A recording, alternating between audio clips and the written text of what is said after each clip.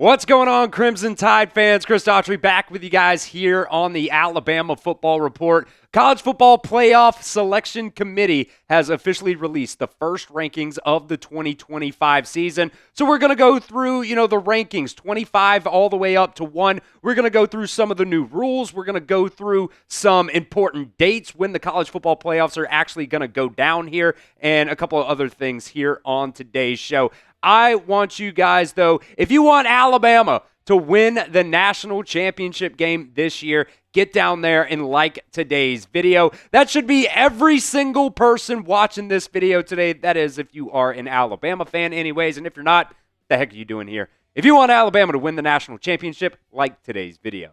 All right, first up, let's go through the new rules this year for the 12-team college football playoff.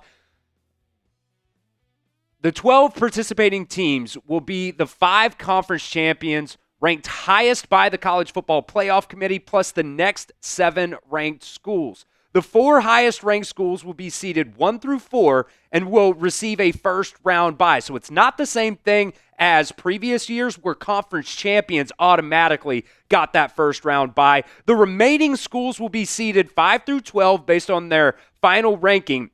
If any of the 5 highest-ranked conference champions falls outside of the top 12, they will be seeded at the bottom of the 12-team pool. That's kind of the reason why Alabama missed out on the college football playoffs last year. The 8 schools seeded, number 5 through 12, will play in the college football playoff first round, with the higher seed hosting the lower seed either on campus or at another site designated by the higher-seeded institution. The College Football Playoff Selection Committee will assign the 4 highest-ranked schools to playoff quarterfinal hosted by those bowl committees. This will be done in consideration with historic relationships, then in the consideration of the rankings. For example, if the Sugar Bowl hosts a playoff quarterfinal and the SEC school is ranked number 1, a Big 12 school is ranked number 3, the SEC school would be assigned to the Sugar Bowl and the Big 12 school would be assigned elsewhere. The college football playoff bracket will follow the selection committee's rankings with no modifications made to avoid rematches between teams that may have played during the regular season or are from the exact same conference. So there's basically going to be no reseeding here, which is what this final one talks about. The bracket will remain in effect throughout the playoffs, no reseeding. The number 1 seed will receive preferential placement for the playoff semifinal bowl assignment on selection day. All 11 games will be under the college football playoff umbrella with the administrative policies determined by the college football playoffs. Now, I know that was a mouthful there, but you guys can go back and you can read some of that if you're still a little bit confused there. But I want to hear from you guys down at the pinned comment of today's video. Then we'll go through 25 all the way up to 1 here for these initial rankings. Will Alabama make the college football playoffs this year? Last year, obviously, they were in a pretty decent spot, and they blow it with that loss to Oklahoma last year. Still got a couple more tough games around the schedule here. So I want to hear from you guys down at the pinned comment of today's show. Will Alabama make the college football playoffs this year? Type Y for yes or N for no.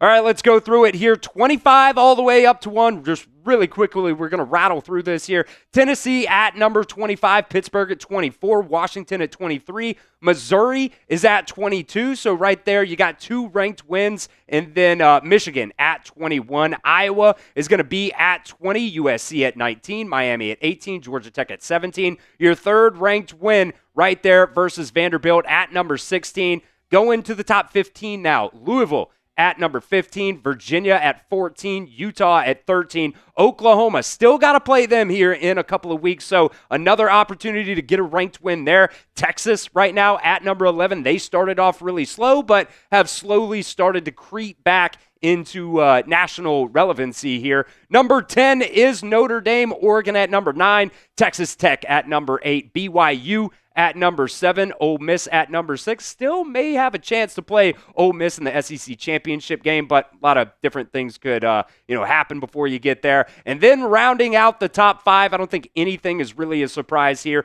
Georgia at number 5, so that is yet another ranked win, and a good one because that was on the road as well. Alabama right now sits at number 4. I don't really have any, types of arguments with this. I think Alabama right now should be at number 4. Got a couple undefeated teams above them right now. Texas A&M looking absolutely incredible, so far this season. Indiana, last year I was calling them a fraud. I'm not so sure how I feel right now. I guess we'll probably see if Indiana is truly a fraud because, as things, begin to stack up here, it's probably going to be Indiana versus Ohio State in the Big Ten championship game there. And then obviously, as things sit right now anyways, if Alabama wins out and Texas A&M wins out, those two teams are going to play in the SEC championship. So, that top 4 is going to rattle out pretty solid. If Alabama wins out and they beat Texas A&M in the SEC championship, I think they got a pretty good shot to be number 1 overall by the time we get to the college football playoffs.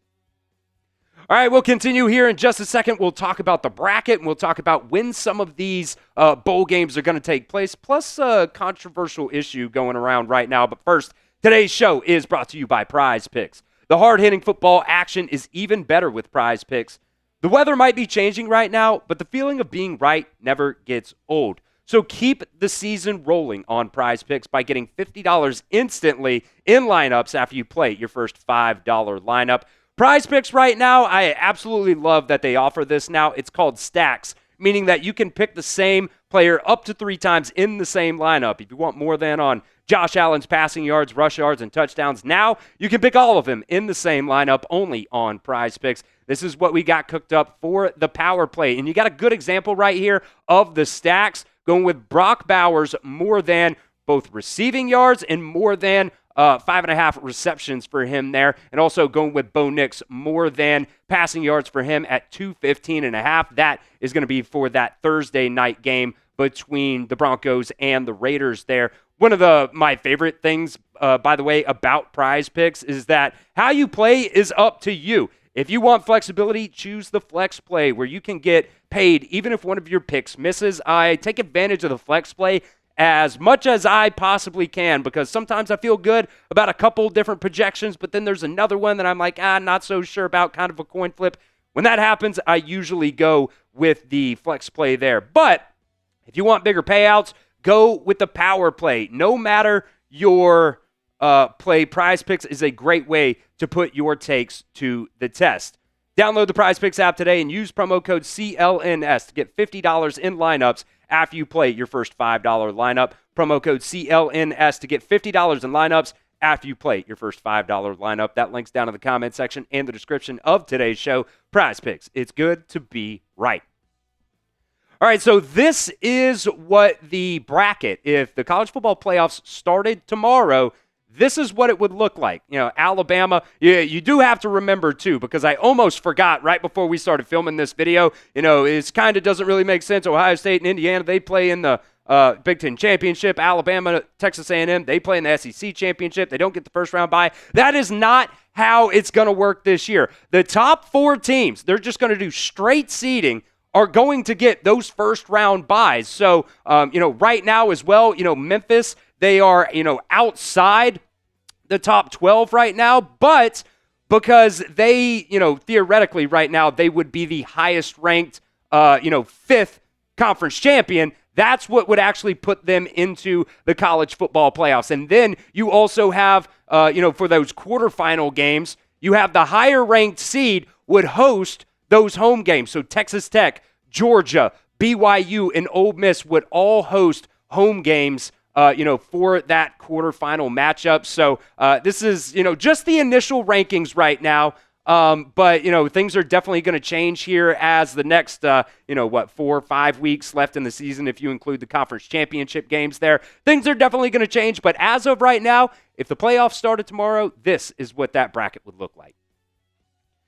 So where do you think Alabama should be ranked right now? Personally, I think they're in a pretty good spot, sitting there right at 4, but maybe you disagree. Maybe you think they got, some better wins than Indiana or Ohio State or Texas A&M, whatever it is. Let me know what you guys think. Where do you think Alabama should be ranked?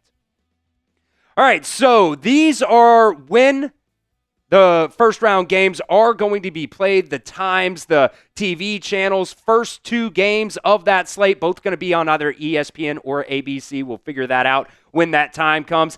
The one thing that I don't necessarily like is the fact that you have one game on December 19th And then you have 3 games on December 20th. I don't necessarily like that. I think you should space it out 2 and 2, but tomato, tomato, it is what it is there.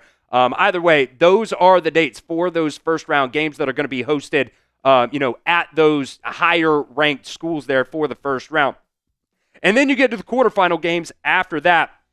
Cotton Bowl, Orange Bowl, Rose Bowl, and Sugar Bowl. Same exact thing here as well. You got 1 game on December 31st, and then you have 3 other games on January 1st. It is what it is, but I do, I guess, kind of like the fact that they do at least space them out there on, January 1st. So, we'll see what, if Alabama ends up getting there. We'll see if the Sugar Bowl ends up being that game for the Crimson Tide. That would be a late game on January 1st. That would be very, very exciting. And then if you end up getting past the quarterfinals, then you will get to the semifinals and then possibly even the national championship game as well. The Fiesta Bowl and the Peach Bowl are going to be the sites there for those semifinal games. And then this year's national championship game is going to be on December 19th at 7:30 p.m. Eastern Time on ESPN down in Miami.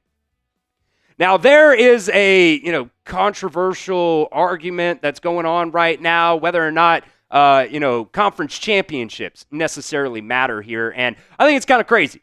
I still want to win the SEC championship. There's a debate that, does it benefit you or doesn't it benefit you to at least go and play for the conference championship game? If you win the SEC championship game this year, for the most part, you're probably going to get a first-round bye. It's not win the conference championship and then automatically get to the first-round bye like it was before. It's just the straight seedings. The highest-ranked teams there are going to be that. But whoever ends up being the SEC champion is probably going to be in the top 4. That just is what it is.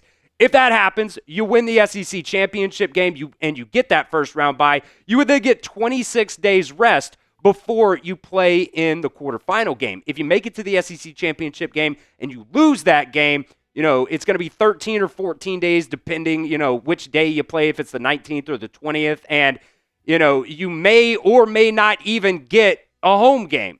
So, in my opinion, you want to win the SEC championship game. If you miss the SEC championship game altogether, well, then, your playoff hopes are probably in the balance anyways at that point, because that means you're probably going to lose 2 games in the SEC out of your last 4 games, and that doesn't really, bode well for even making the playoffs at all. If that were to happen, Alabama would then have, 3 losses so far this year, and it would just not look good. You'd be in the exact same spot that you were last year. But yeah, I want to win the SEC championship game. I think this is just an absolute crazy mindset that I see, mainly it's people on social media, so I guess that pretty much explains it there.